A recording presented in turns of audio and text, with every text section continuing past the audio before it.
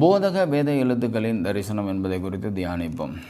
மத்தேயு 5வது அதிகாரம் 3வது வசனத்திலிருந்து சுமார் 10 வசனங்கள் வரை இயேசு சாமியானவர் மலைப்பிரசங்கத்தை குறித்து இந்த இடத்துல சொல்லியிருப்பார். இதில் ஒரு வசனத்தை நாம் தியானிப்போம். இரக்கமுள்ளவர்கள் பாக்கியவான்கள், அவர்கள் இரக்கம் பெறுவார்கள் என்று இந்த இடத்துல சொல்கிறார்.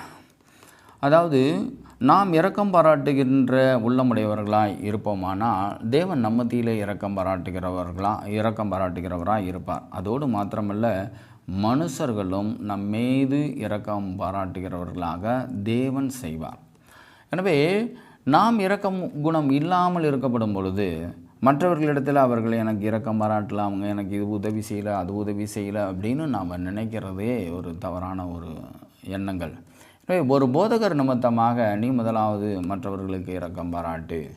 நீ இரக்கம் பாராட்டின பிறகு மற்றவர்களிடத்திலிருந்து எதிர்பார்ப்பது தப்பில்லை என்று ஒரு உபதேசங்களின் நிமித்தமாக நமக்கு சொல்வாரானால் அதுவும் வேதத்தின் நிமித்தமாக வேத வசனத்தை கொண்டு சொல்லப்படும் பொழுது அது நமக்கு போதக வேத எழுத்துக்களின் தரிசனம் என்று நாம் உணர முடியும். அப்போ இதை ஒன்று போதகர் மூலமாக சொல்லப்படுவது அல்லது வேதத்தில் உள்ள போதகர்கள் சொல்லப்பட்ட வசனங்களை வேதத்தின் நிமித்தமாக நாம் தெரிந்து கொள்வது.